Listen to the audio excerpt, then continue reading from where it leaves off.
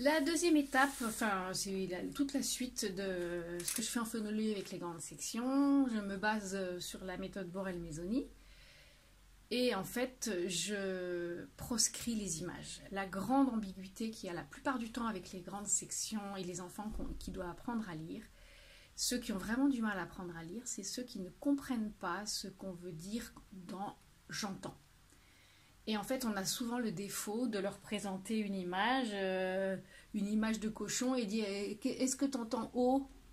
Et on leur montre une image. Et en fait, il y a certains enfants qui ne comprennent pas ce qu'on veut dire dans « j'entends ». Comme en plus, on ne peut pas trop vérifier, lui dire « est-ce que tu entends haut dans cochon ?» Oui, non, c'est une chance sur deux. Donc en fait, ils arrivent à passer au travers des mailles du filet parce qu'ils ne comprennent pas très bien ce qu'on veut dire. Et cette ambiguïté, ce malentendu, en fait, peut vraiment poser des difficultés au moment de l'apprentissage de la lecture. Donc il faut, à mon avis, au début, éviter les images quand on parle de ce que j'entends. Donc on fait beaucoup, comme toutes les bonnes maîtresses, en début d'année, on scande les prénoms. Moi je prends les deux doigts comme ça et ma main comme ça et on scande les prénoms. Arthur, et les enfants répètent Arthur, Jérémy. Et ça permet en début d'année d'apprendre bien les prénoms, de bien taper les prénoms. Au début on le fait vraiment de façon assez joyeuse et assez rapide. Pour que le groupe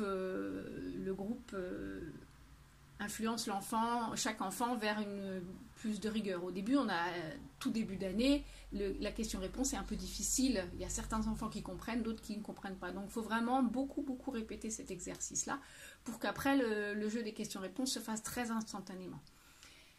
Une fois qu'on a bien introduit ça, le rythme qui reste et qu'on peut faire passer tous les enfants de la classe avec la bonne rigueur, Arthur, Jérémy, Cécilia, tous les prénoms, on peut commencer à être un peu plus rigoureux. Une fois qu'ils ont bien introduit ça, on peut proposer aux enfants, ceux qui veulent, ils font eux-mêmes leur prénom. Et là, quand ils font eux-mêmes leur prénom, bien vérifier qu'ils ne se trompent pas.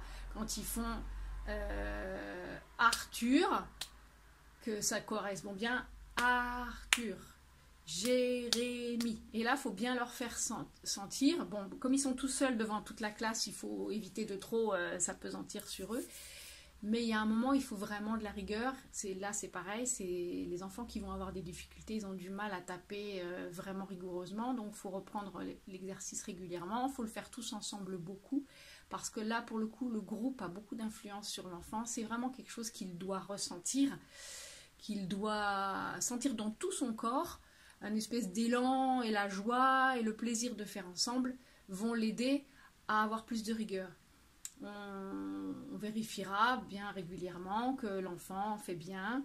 Et puis, quand on est suffisamment en confiance, on peut vraiment reprendre l'enfant, lui montrer le modèle et qu'il le refasse derrière. Les enfants aiment beaucoup jouer à ça parce qu'en fait, ils aiment beaucoup faire le modèle et toute la classe répète derrière eux. Ça permet... Ce plaisir-là permet de passer quelques difficultés des fois, d'avoir un peu peur devant tous les autres. Mais le plaisir de voir toute la classe qui fait derrière permet de faire passer un peu quelques difficultés.